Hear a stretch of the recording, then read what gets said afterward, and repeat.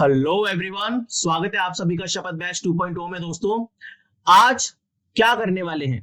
आज मैं आप सभी को एक बहुत ही इंपॉर्टेंट टॉपिक, जिसका कि आजकल जो एग्जाम्स हो रहे हैं उसमें बहुत ज्यादा वेटेज बढ़ा है, that is three phase circuits. इस टॉपिक को हम लोग कवर करने वाले हैं। बहुत सारे क्वेश्चन हैं अलग अलग टाइप के, स्टार कनेक्शन, डेल्टा कनेक्शन, इनकी पावर का फॉर्मूला है ना, और जितने भी टाइप के क्वेश्चन इसमें पॉसिबल हो सकते हैं, मैंने सभी के सभी एग्जाम्स में से स्टडी किया और जो जो बेस्ट क्वेश्चन है वो आज आपके सामने लेके आया हूँ। आई होप आपको ये सभी सीरीज, ये पूरी की पूरी सीरीज बहुत ही अच्छी लग रही हो और lecture number 1 to lecture number 6 आपने पूरा का पूरा देख लिया हो। अगर नहीं देखा है तो कंसिस्टेंटली देखते जाइए दोस्तों, नहीं तो फिर बहुत ज्यादा बर्डन हो जाएगा लास्ट में जाके। ठीक है, तो चलिए हम स्टार्ट करते हैं आज के सेशन को, थ्री फेज सर्किट्स। ओके, देखिए पहला क्वेश्चन बड़ा ही बेसिक क्वेश्चन है। बोल रहा है कि which of the following statements is correct about the phase sequence. Phase sequence को लेके कौन सा स्टेटमेंट करेक्ट है? तो बताइए भाई, कौन सा स्टेटमेंट करेक्ट है इनमें से? फेज सीक्वेंस क्या होता है? जैसे कि अगर मैं साइनसोइडल ग्राफ बनाता हूं, जैसे कि मैंने ये बनाया, ठीक है, फिर मैंने यहां से ऐसे एक और वोल्टेज बना दिया, फिर यहां से ऐसे एक और वोल्टेज बना दिया। सो बेसिकली ये क्या है? ये मैंने VA बनाया, VB बनाया, VC बनाया, यही तो फेज सीक्वेंस है, A B C। तो ये सीक्वेंस क्या होता है? इट इज द सीक्वेंस जिसमें, जिसके हिसाब से जो भी वोल्टेजेस है वो उनकी मैक्सिमम वैल्यू आती है, फेज वोल्टेजेस की मैक्सिमम वैल्यू आती है। जैसे यहाँ पे लिखा है, it is the order in which the voltages in the individual phase attains there peak value. तो फेज सीक्वेंस की बेसिक डेफिनेशन है। ठीक है, अगर यहाँ पे ACB होता तो ACB फेज सीक्वेंस हो जाता। देखो, फिर यहाँ पे बोल रहा है in phase sequence ABC, phase A lags phase B by an angle of 30 degree. गलत। Phase A lags phase B by an angle of 120 degree. बताइए, क्या A लैग करता है B से 120? जी नहीं, A होता है यहाँ, B लैग करता है A से 120 डिग्री और C लीड करता है A से 120 डिग्री। ठीक है, ओके। अब देखो इस क्वेश्चन को, ये भी बड़ा ही बेसिक क्वेश्चन है, आपको पहचानना है ये कौन सा सीक्वेंस है, पॉजिटिव सीक्वेंस है, नेगेटिव सीक्वेंस है। तो देखिए, पॉजिटिव सीक्वेंस क्या होता है आप सबको पता होगा, RYB, और नेगेटिव सीक्वेंस क्या होता है, RBY। हमारा जो फेजर है वो हमेशा कैसे रोटेट करता है? वो एंटी क्लॉकवाइज रोटेट करता है। तो हम देखिए क्या करेंगे, यहां पर खड़े हो जाएंगे, ठीक है। अब ये एंटी क्लॉकवाइज अगर रोटेट करेगा, मतलब इस तरीके से, देखिए ये डायरेक्शन ऑफ रोटेशन भी दे रखा है इसका, एंटी क्लॉकवाइज। तो भाई इस चिंटू को सबसे पहले कौन सा फेज आगे टकराएगा? R टकराएगा, फिर कौन सा टकराएगा? ये Y वाला टकराएगा, फिर ये एंटी क्लॉकवाइज रोटेट कर रहा है तो B टकराएगा। तो RYB कौन सा है? पॉजिटिव सीक्वेंस है। ठीक है, सिंपल सी चीज है। अगर RBY होता तो नेगेटिव सीक्वेंस हो जाता। क्लियर? और जीरो सीक्वेंस में तो तीनों फेजेस, तीनों फेज के वोल्टेजेस पैरेलल रहते हैं, तो कोई दिक्कत नहीं है। अब देखो ये क्या है, ये पॉलीफेज सिस्टम की डेफिनेशन है। मतलब जैसे हम लोग बोलते हैं ना कि थ्री फेज के अंदर हर एक फेज के बीच में कितना एंगल होगा, तो हम बोलते हैं 120। वो आता कैसे है? इस फॉर्मूला से आता है, देखिए 360 डिग्री अपॉन n से। तो जैसे सिंगल फेज सिस्टम है, तो सिंगल फेज सिस्टम में तो कोई बात ही नहीं, ठीक है। टू फेज सिस्टम है और थ्री फेज सिस्टम है और फोर फेज हो सकता है, फाइव फेज हो सकता है। तो देखिए ये फॉर्मूला कह रहा है 360 degree upon n, where n is the number of phases and n not equal to 2। मतलब ये जो फॉर्मूला है एंगल निकालने का बिटवीन डिफरेंट फेजेस, ये 2 के लिए नहीं लगता, क्योंकि अगर आप निकालते तो 360 अपॉन 2 इक्वल टू 180 डिग्री आ जाता। लेकिन क्या हमारा टू फेज सिस्टम में 180 डिग्री फेज सीक्वेंस, 180 डिग्री का डिस्प्लेसमेंट होता है क्या? नहीं, 90 डिग्री का रखते हैं हम लोग, है ना। तो ये वाला फॉर्मूला बस 2 के लिए एप्लीकेबल नहीं है, बाकी 3 के लिए एप्लीकेबल है। 360 अपॉन 3 120 हो जाता। 4 के लिए एप्लीकेबल है 360 अपॉन 4 90 डिग्री हो जाता है ना। और फिर 5 के लिए एप्लीकेबल है 360 अपॉन 5 कितना हो जाता? 5 7 72 डिग्री हो जाता। ठीक है, इस तरीके से। तो बेसिकली पूछता तो 3 का ही है। तो ये फॉर्मूला है सिंपल सा कि कितना फेज डिफरेंस होगा हर एक फेज के बीच में। तो 360 डिग्री अपॉन n, आप यहाँ पे 2 नहीं ले सकते। अब देखिए ये जो क्वेश्चन है ये बड़ा ही प्यारा क्वेश्चन है। इसमें हमेशा एक स्टूडेंट गलती कर देता है, और वो क्यों करता है? देखिए दो ऑप्शन दे रखे हैं, रिमेन्स कांस्टेंट भी दे रखा है और pulsates at twice the line frequency भी दे रखा है। पूछ रहा है कि इंस्टेंटेनियस पावर क्या होगी। तो देखिए दोस्तों, याद रखेंगे हम ये चीज, जो सिंगल फेज सिस्टम होता है उसमें जो इंस्टेंटेनियस पावर होती है उसकी फ्रीक्वेंसी ट्वाइस होती है लाइन फ्रीक्वेंसी के, सप्लाई फ्रीक्वेंसी के। इंस्टेंटेनियस पावर की फ्रीक्वेंसी क्या होती है, दुगनी होती है लाइन फ्रीक्वेंसी के। लेकिन अगर मैं थ्री फेज सिस्टम की बात करता हूं तो यहां पर जो इंस्टेंटेनियस पावर है ना वो कांस्टेंट रहती है, वो फ्रीक्वेंसी के साथ वेरी नहीं करती, ये वेरिएबल पावर है, ठीक है, और ये फिक्स्ड पावर है। इंस्टेंटेनियस वैल्यू सिंगल फेज के लिए कैसी है, वेरिएबल, सप्लाई फ्रीक्वेंसी के दुगने फ्रीक्वेंसी से वेरी करती है, और थ्री फेज सिस्टम में है कांस्टेंट। तो इसमें बोला है sum of instantaneous powers in three phase, तो वो हो जाएगा कांस्टेंट पी। कितना रहता है वैल्यू ये भी देखना है। देखिए ये पूरा का पूरा डेरिवेशन है, ठीक है, यहाँ पर वोल्टेजेस अज्यूम किए गए हैं थ्री फेज के, फिर यहाँ पे एक इंपेडेंस मान लिया गया है, फिर उसके हिसाब से करंट मानी गई है। देखिए आईए की करंट, आईबी की करंट और आईसी की करंट। इंस्टेंटेनियस पावर क्या होता है, वोल्टेज इंटू करंट का प्रोडक्ट, तो तीनों फेज की पावर्स को ऐड कर दिया, फिर जब कैलकुलेट किया फाइनली तो ये निकल के आया। और ये कैसी वैल्यू है मेरे भाई, एक कांस्टेंट वैल्यू है। अब आप इसमें थोड़ा सा समझिए ये है क्या, पावर बराबर इंस्टेंटेनियस पावर कितना आया थ्री फेज के लिए, 3/2 VMIM cos 5। तो ये बेसिकली इसका क्या है फॉर्मूला, इंस्टेंटेनियस पावर का, कांस्टेंट है, ये फ्रीक्वेंसी पे डिपेंड नहीं कर रहा। इसको मैं और कैसे लिख सकता हूं, देखो इसको मैं लिख सकता हूं 3, 2 को ले जाएंगे √2 तो ये बन जाएगा VRMS IRMS cos 5। So basically ये एवरेज पावर का ही फॉर्मूला आ गया, ठीक है। तो ये है इंस्टेंटेनियस पावर का रिजल्ट, याद रखेंगे इस चीज को, क्योंकि पेपर में ये तो चलो पूछ लिया कि इंस्टेंटेनियस पावर कांस्टेंट रहती है, लेकिन अगर आपसे ये पूछ लिया कि इंस्टेंटेनियस पावर के एक्सप्रेशन क्या होते हैं, तो उसमें कुछ एक्सप्रेशन में फ्रीक्वेंसी वाले टर्म्स डाल देगा, कुछ एक्सप्रेशन में किसी ऑप्शन में ये आपको कांस्टेंट वाली भी दे देगा, तो आपको पता रहना चाहिए कि क्या एक्सप्रेशन है। क्लियर, नोट कर लेना इसे।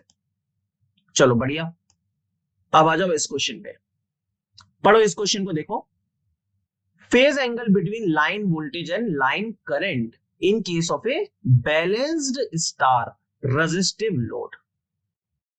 तो बेसिकली यहाँ पे हमें फेजर डायग्राम की ही मदद लेनी पड़ेगी, हमारे पास और कोई ऑप्शन नहीं है।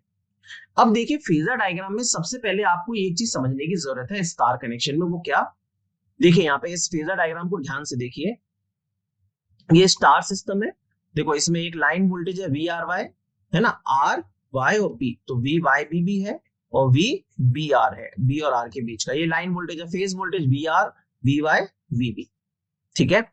तो स्टार कनेक्शन में हमारे लाइन करंट तो फेज करंट सेम रहता है, स्टार कनेक्शन में करंट्स तो सेम रहती है, लाइन और फेज की वोल्टेजेस अलग अलग रहते हैं, इसीलिए हम वोल्टेज का फेजर डायग्राम बना रहे हैं। तो वोल्टेज में हमने क्या बनाया, सबसे पहले फेज वोल्टेज बना लिया VR, उससे 120 डिग्री लैग VY और उससे 120 डिग्री लैग VB, ये ऊपर की तरफ आ गया। अब आपको अगर VRY निकालना है तो VRY कैसे निकालोगे, ऑब्वियस सी बात है VRY होगा VRN माइनस VYN, तो आपको माइनस VY बनाना है तो आपने ये माइनस VYN बना लिया, VYN इधर था माइनस VYN बना लिया, इन दोनों के फेजर से VRY आ गया। और हमें क्या दिख रहा है, हमें ये दिख रहा है दोस्तों कि ये जो VRY है ये इस VRN से कितना लीड कर रहा है, 30 डिग्री लीड कर रहा है। तो इसीलिए स्टार कनेक्शन के अंदर जो लाइन वोल्टेज होता है वो फेज वोल्टेज से 30 डिग्री लीड करता है, ठीक है। ये बैलेंस्ड सिस्टम का फेजर डायग्राम है। अब क्वेश्चन के हिसाब से अगर देखेंगे तो क्या है, क्वेश्चन बोल रहा है कि रेजिस्टिव लोड है और एंगल बताना है लाइन वोल्टेज और लाइन करंट के बीच में।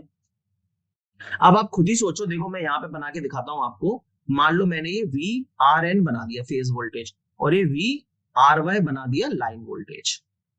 अब रेजिस्टिव लोड की वजह से जो फेज करंट है वो इसी में आएगी, फेज में IR आ जाएगी, और यही हमारी लाइन करंट भी है, यही फेज करंट है और यही लाइन करंट है, बोलो हाँ या ना, यस। तो अब बता दो यही लाइन करंट है और ये लाइन वोल्टेज, कितना एंगल है इन दोनों के बीच में, 30 डिग्री, तो आंसर कितना आ जाएगा, 30 डिग्री।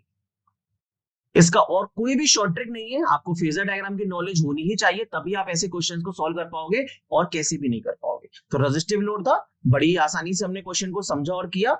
चलो आगे बढ़ते हैं भाई।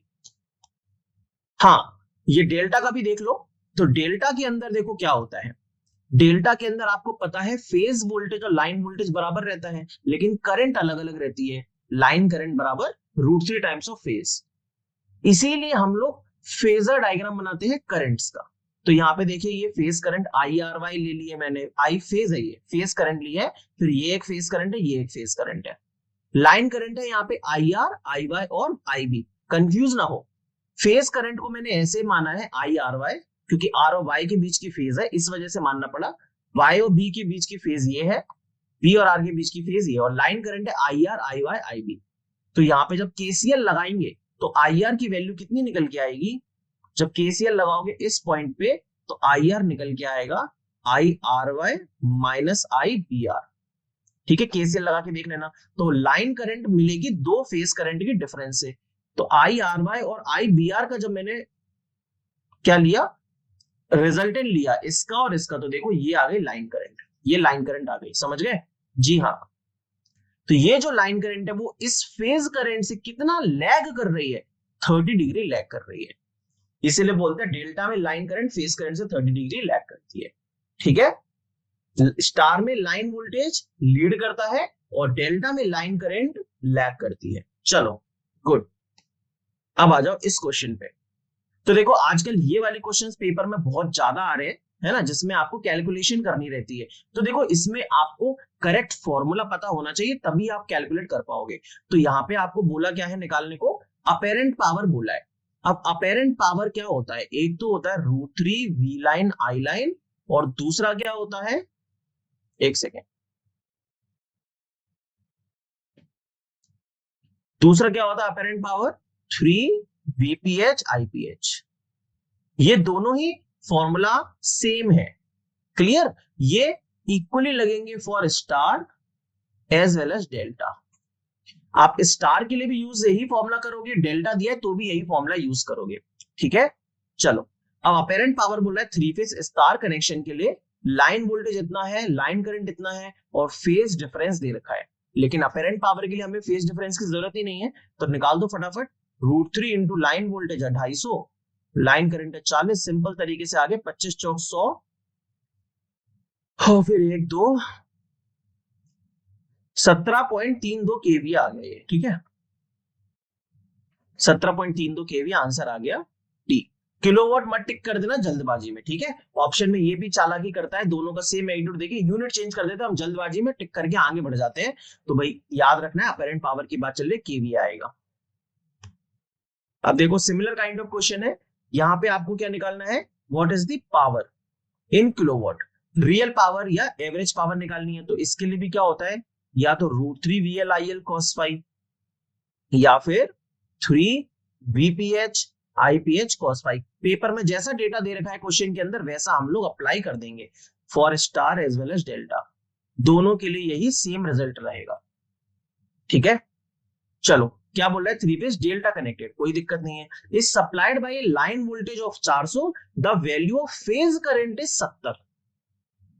अब डेल्टा कनेक्शन है ना, डेल्टा कनेक्शन के अंदर फेज करंट दे रखी है और लाइन वोल्टेज दे रखा है, तो दोनों में से हमें कोई तो चूज करना पड़ेगा, या तो दोनों लाइन लाइन ले या दोनों फेज फेज ले। मान लो मैं दोनों फेज फेज ले लेता हूं, तो फेज करंट तो मेरे पास 70 हो गई, और फेज वोल्टेज कितना आ जाएगा, क्योंकि डेल्टा कनेक्शन है तो लाइन के बराबर हो जाएगा, बस खत्म।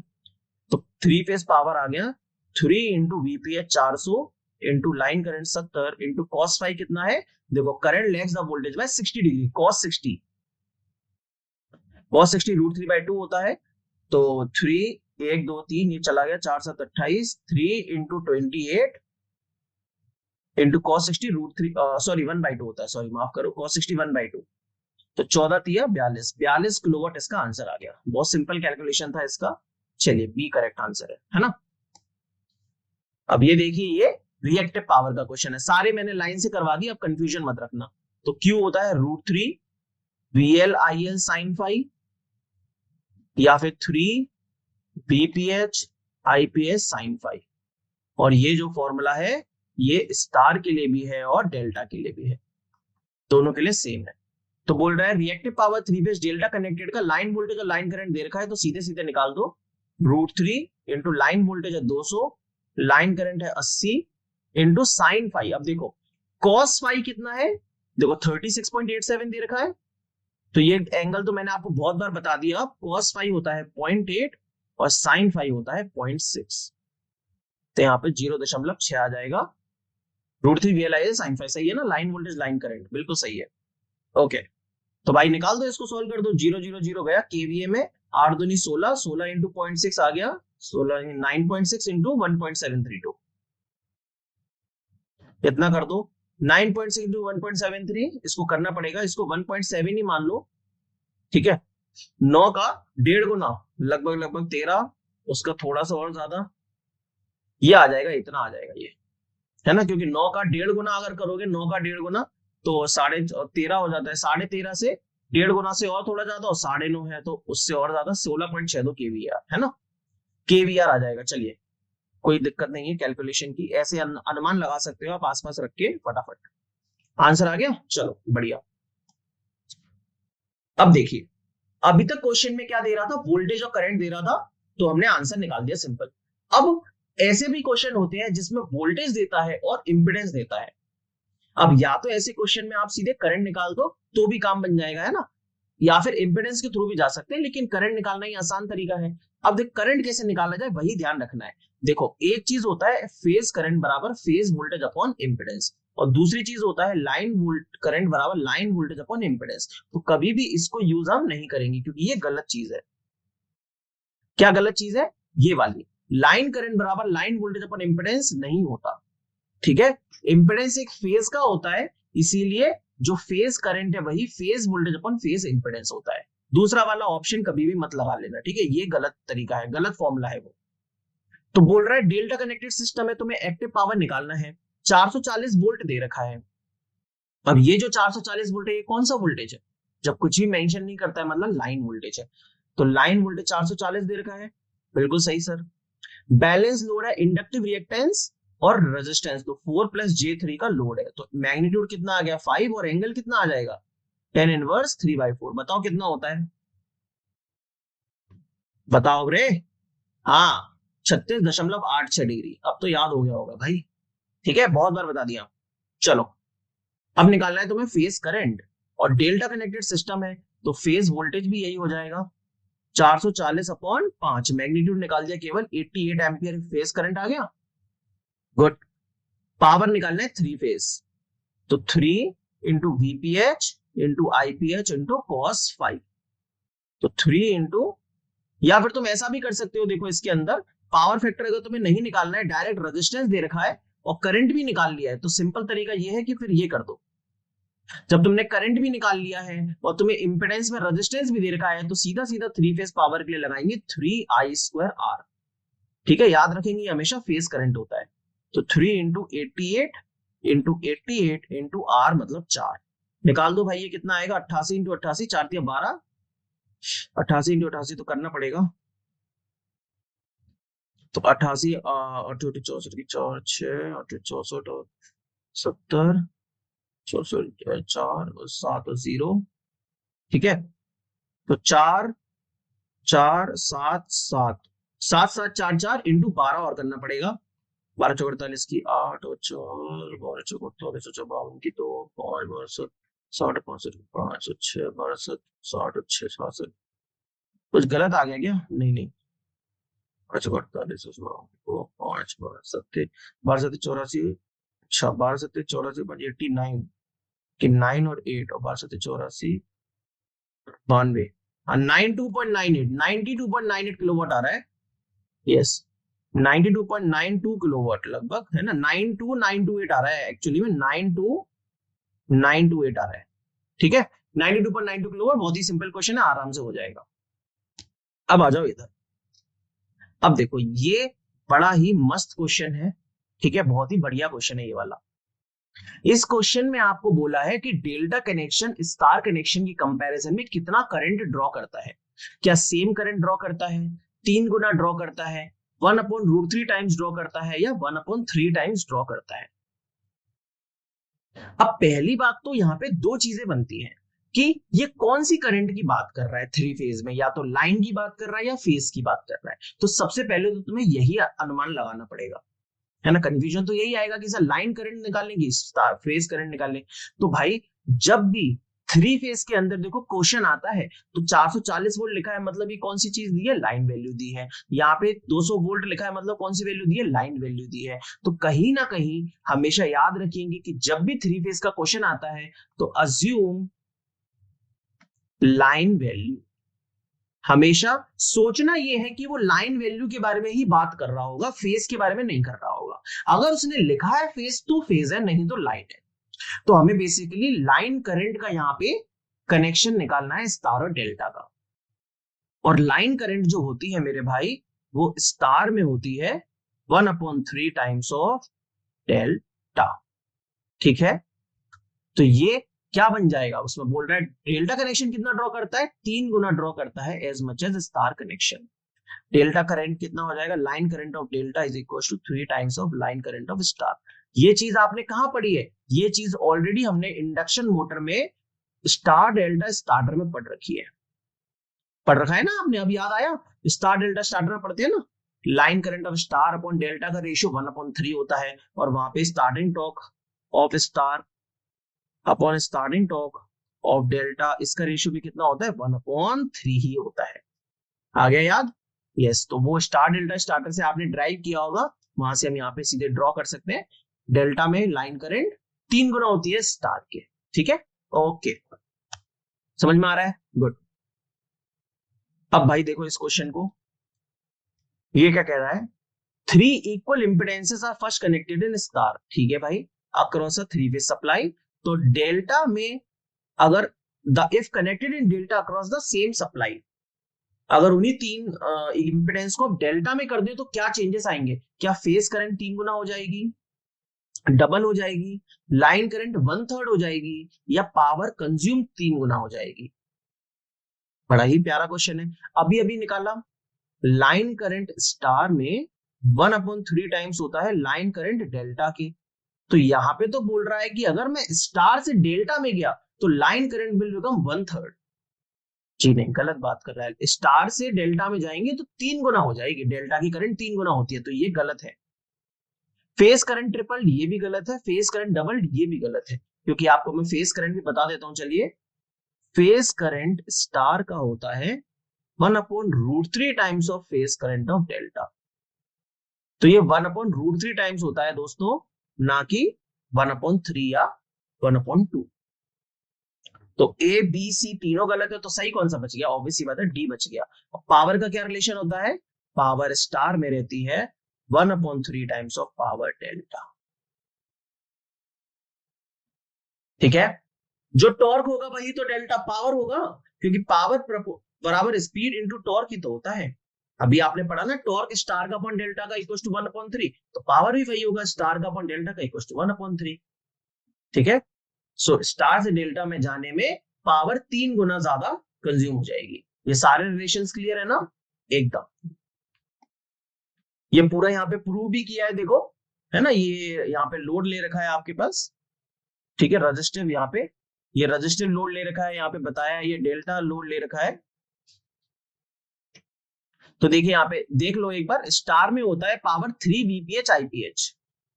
तो स्टार के लिए क्या किया, वीपीएच को वी लाइन अपॉन √3 लिख दिया, और फेस करंट को क्या लिख दिया, वीपीएच अपॉन आर, क्योंकि रजिस्टिव लोड है। तो 3 into V line by √3 into VPH की जगह फिर से वी लाइन लिख दिया, वी लाइन बाय √3 आर।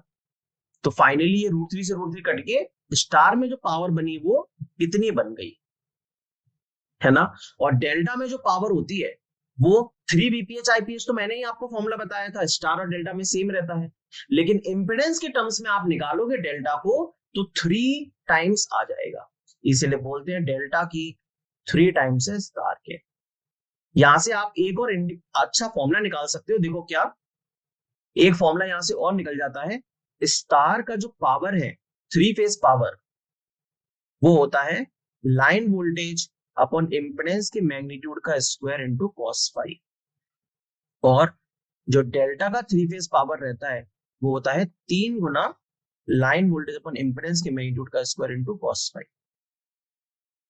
समझ में आया? क्या कर दिया मैंने यहाँ पे, कुछ नहीं किया, मैंने बड़ी सिंपल सी चीज लिखी है। अगर आपको पावर निकालना है इंपिडेंस के टर्म्स में डायरेक्टली, जैसा कि इस क्वेश्चन में दिया था, देखो अभी थोड़ी देर पहले किया था ना ये वाला क्वेश्चन, यहाँ पे आपको इंपिडेंस दे रखा है ना और वोल्टेज दे रखा है। अगर आप डायरेक्टली निकालना चाहते हो इंपिडेंस के थ्रू, तो आप इस फॉर्मूले का यूज करके डायरेक्टली निकाल सकते हैं। क्लियर है? ये भी एक फॉर्मूला है, ठीक है। चलो, ज्यादा फॉर्मूले देखो करने की वैसे जरूरत नहीं है, आपको बस पता होना चाहिए, चलो ठीक है। लेकिन सॉल्व अगर करोगे ना तो वो 3 VPH IPH या √3 VLIL cos phi वाला ही सही है, उसी से कर लो, आराम से हो जाएगा।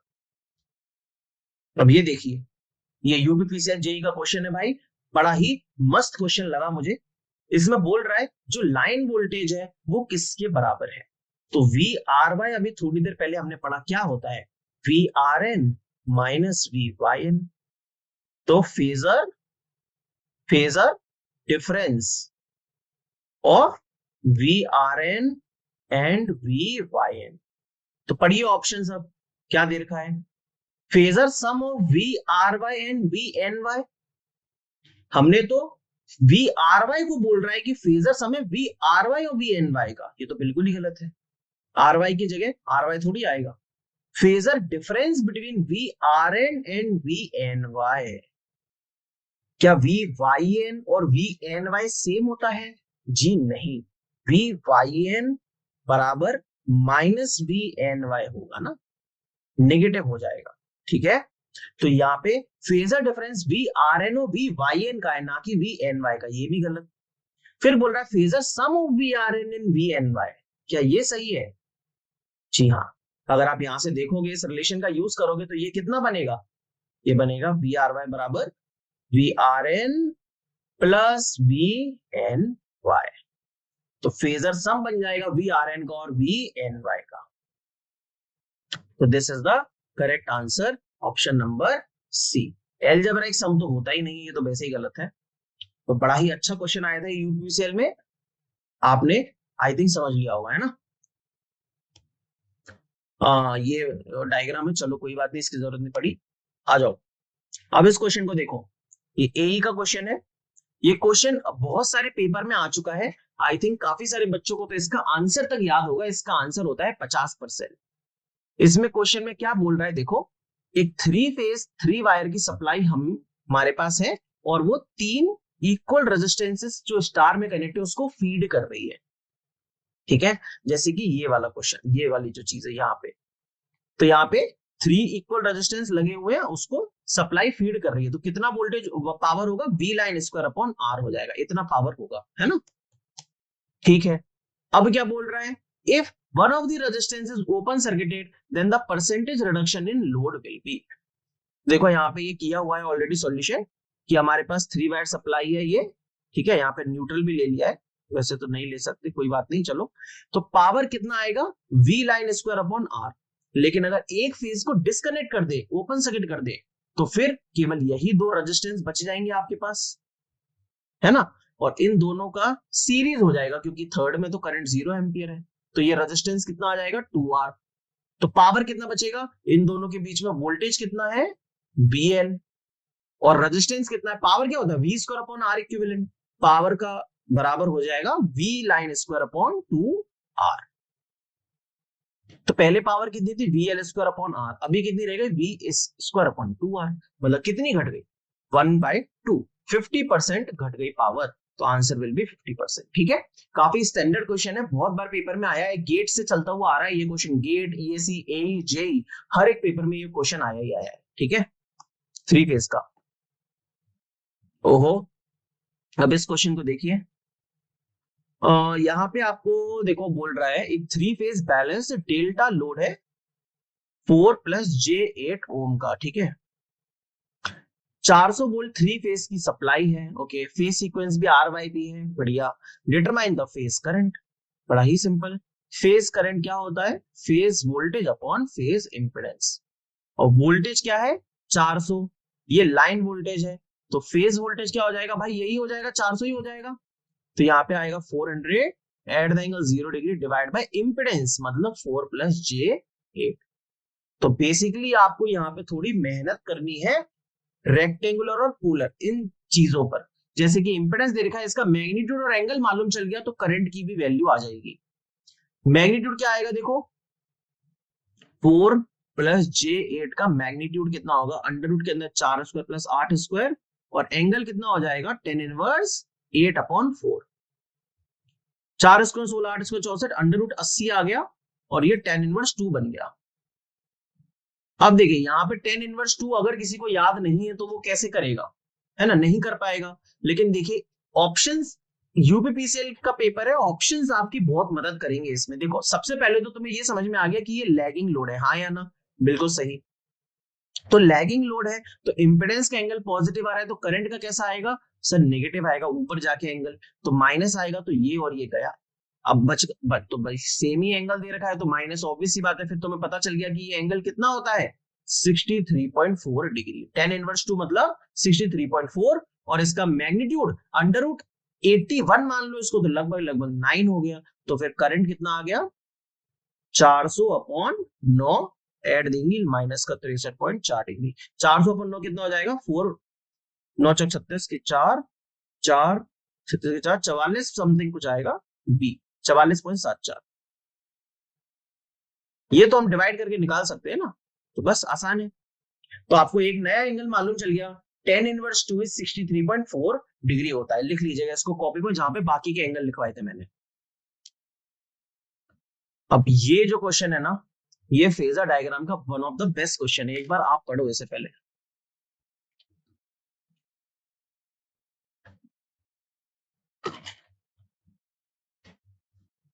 देखो 3 इंपेडेंसेस है, 10 प्लस J10 ओम के are connected in delta across a 3 phase supply.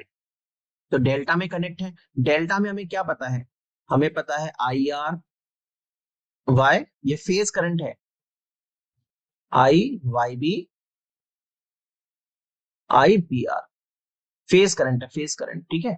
और लाइन करंट मैंने अभी आपको बताया क्या होता है सर, 30 डिग्री लैग करता है, तो ये हमने IR बना लिया, ये लाइन करंट है, 30 डिग्री लैग कर रहा है फेज करंट से। अब क्वेश्चन बोल रहा है कि 3 इंपेडेंसेस है, 10 प्लस J10 ओम के are connected in delta across a 3 phase supply. तो इंपेडेंस है 10 प्लस J10, इसका मैग्नीट्यूड कितना आ जाएगा 10√2, और एंगल कितना आ जाएगा tan इनवर्स 1, मतलब 10√2 एट द एंगल 45 डिग्री। तो बेसिकली फेज करंट और फेज वोल्टेज के बीच में कितने एंगल होना चाहिए सर, 45 डिग्री का होना चाहिए। तो एंगल हमसे पूछ रहा है लाइन करंट और लाइन वोल्टेज के बीच में, है ना। तो सबसे पहले यहां पे तुम्हें क्या करना है, इस 45 डिग्री को हिसाब किताब बिठाना है। ये किसके बीच का एंगल है, 45 degree between phase voltage and phase current. तुमने फेज करंट बनाया हुआ है, जी हाँ। फेज वोल्टेज कहां आएगा, ऊपर या नीचे सर, फेज वोल्टेज करंट से लीड करेगा, या ऐसा कह सकते हैं कि करंट लैग करेगी। क्यों, क्योंकि इंपेडेंस लैगिंग वाला है, R प्लस JXL वाला है, RL लोड है, इंडक्टिव लोड है, तो हमारी करंट लैग करेगी, वोल्टेज लीड करेगा। तो लीडिंग वोल्टेज हम कहां बना देंगे मित्रों, ऊपर की तरफ बनाएंगे 45 डिग्री। तो ये आ गया फेज वोल्टेज VR। अब लाइन वोल्टेज क्या बनेगा, अरे सर ये तो इसके फेज में ही बन जाएगा। क्यों बन जाएगा, क्योंकि ये डेल्टा कनेक्शन है, तो दोनों बराबर होते हैं। तो बस आ गया आंसर, ये हो गया 45 डिग्री। तो लाइन वोल्टेज और लाइन करंट के बीच का एंगल कितना आ गया 75 डिग्री, ठीक है। आया समझ, अगर नहीं आया तो थोड़ा सा पीछे जाओ, एक और बार देख लो, कोई दिक्कत वाली बात नहीं है, खुद से करके देखो। लेकिन फेजर डायग्राम से आप ऐसे क्वेश्चन बड़ी ही आसानी से बना सकते हो। सीनियर सेक्शन इंजीनियर लेवल के, जेई के बहुत ही टॉप लेवल के, एई के, आईएएस के, गेट के, हाँ मैं आपको सारे टाइप के क्वेश्चन करा दे रहा हूँ, कुछ भी नहीं छोड़ रहा हूँ, ठीक है। जो जो मुझे फील हो रहा है कि आपको सीखना चाहिए, ओके। और ये चले फेजर डायग्राम बना हुआ था यहाँ पे, और इसी के साथ दोस्तों हमारा ये वाला लेक्चर होता है समाप्त। मैंने आपको 3 फेज के सारे कॉन्सेप्ट बता दिए, इंस्टेंटेनियस पावर, अलग अलग पावर के फॉर्मूलाज, इंपेडेंस के साथ रिलेशन, फिर फेजर डायग्राम, सब कुछ हमने सीख लिया है 3 फेज में। इससे ज्यादा कुछ नहीं होता, इन्हीं फॉर्मूलाज का यूज करके बस अलग अलग कैलकुलेशन करनी होती है, टाइप ऑफ क्वेश्चंस यहाँ पे खत्म हो जाते हैं। इससे ज्यादा टाइप के क्वेश्चंस नहीं है। ठीक है, तो आपको कैसा लगा बताइएगा कमेंट्स में। ये लेक्चर आपको समझ में आया या नहीं आया, इसके बाद 3 फेज के क्वेश्चंस कर पाओगे या नहीं कर पाओगे, और इससे पहले जितने भी लेक्चर्स हो चुके हैं उसको लाइन से सीरीज से देखते जाइए। आपसे मिलता हूं मैं नेक्स्ट वीडियो में, तब तक के लिए शुक्रिया।